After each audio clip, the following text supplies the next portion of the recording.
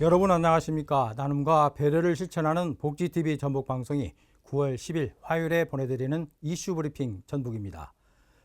응급실 의사 부족으로 뺑뺑이 사망까지 벌어지고 있는 가운데 응급실에서 근무하는 의사의 실명을 악의적으로 공개한 블랙리스트가 등장했습니다. 정부와 의료계 등에 따르면 의사들이 만든 것으로 추정되는 한 사이트에는 응급실 근무를 부역이라고 표현하고 각 병원별 응급실 근무자 명단을 게시했습니다. 명단에는 땡땡땡 선생님 감사합니다. 불법 파업을 중단하고 환자 곁을 지키시기로 결심한 것 감사합니다. 식으로 근무 의사의 명단이 적혀 있습니다. 문제는 이 같은 글이 응급실 근무자를 비꼬는 내용이라는 것인데요. 어찌 나쁜 것은 안 가르쳐줘도 잘만 따라하는지 혀를 찰 노릇입니다.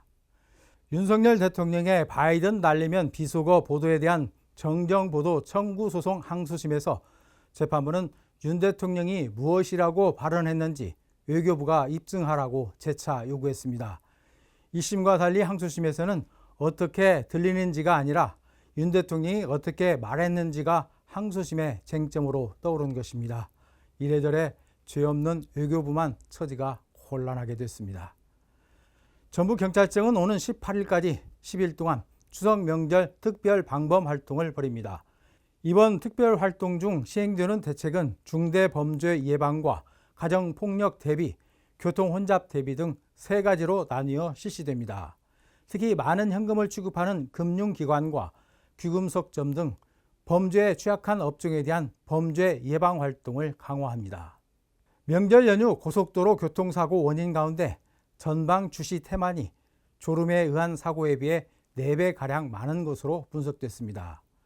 더불어민주당 이춘석 의원이 한국도로공사로부터 제출받은 자료에 따르면 최근 5년 동안 추석과 설 명절 연휴 기간 발생한 교통사고는 모두 192건이며 사망 12명에 부상은 80명인 것으로 집계됐습니다.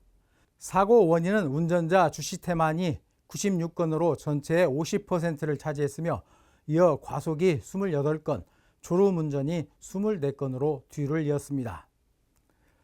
전주지역 직영 환경관리원이 맡은 권역에서 쓰레기 수거 지연에 따른 민원이 이어져 전주시가 골머리를 앓고 있습니다.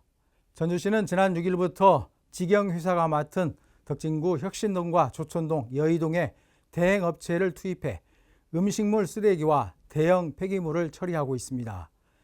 지역 권역의 각종 쓰레기와 대형 폐기물이 제때 처리되지 않는다는 민원이 쇄도하고 있기 때문인데요.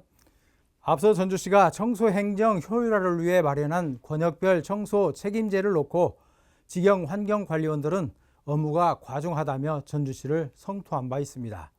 전북특별자치도 교육청의 소규모 학교 통폐합이 속도를 내고 있습니다. 올해 10개 학교가 문을 닫은 데 이어 내년 초에도 임실 신덕초등학교와 우남중 등 8개 학교를 내년 2월 추가로 폐교할 예정입니다. 폐교 대상 학교는 전체 학생이 9명 이하로 전북교육청의 통폐합 필수 검토 대상 학교입니다. 전북특별자치도 바이오 산업의 지속 발전 가능성을 높일 전초기지가 독일에 문을 열었습니다. 이에 따라 전북도는 앞으로 독일과 바이오 산업 분야의 협력을 강화하고 바이오 연구 개발 프로젝트를 공동으로 추진할 예정입니다. 아울러 도내 바이오 기업들이 최신 산업 동향과 기술을 빠르게 습득할 수 있도록 지원할 방침입니다. 결혼부터 임신, 출산, 보육까지 빈틈없이 밀착 지원하는 시설이 익산에 들어섭니다. 익산시는 행정안전부 공모사업 선정으로 결혼부터 임신, 출산, 보육까지 밀착 지원하는 모아 복합센터를 건립합니다. 이에 따라 익산시는 건립비 60억 원과 3년 운영비 162억 원 등 모두 222억 원을 투입할 예정입니다. 복합센터는 지하 1층, 지상 4층 규모로 오는 2026년까지 건립될 계획입니다. 전주시가 프로바둑팀을 창단합니다. 전주시와 한국기원은 전주시 프로바둑팀 창단을 목표로 업무 협약을 맺었습니다. 양 기관은 가칭 한옥마을 전주바둑팀을 창단해 앞으로 1년간 성공적인 리그 진행을 위한 협력과 지원에 나섭니다.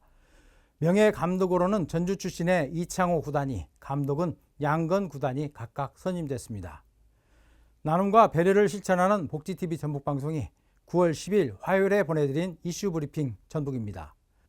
이 방송은 환자 중심 병원 전주 대자인병원, 물의 새로운 혁명을 이끄는 수소수 생성기 슈퍼바이오 지원으로 제작됐습니다.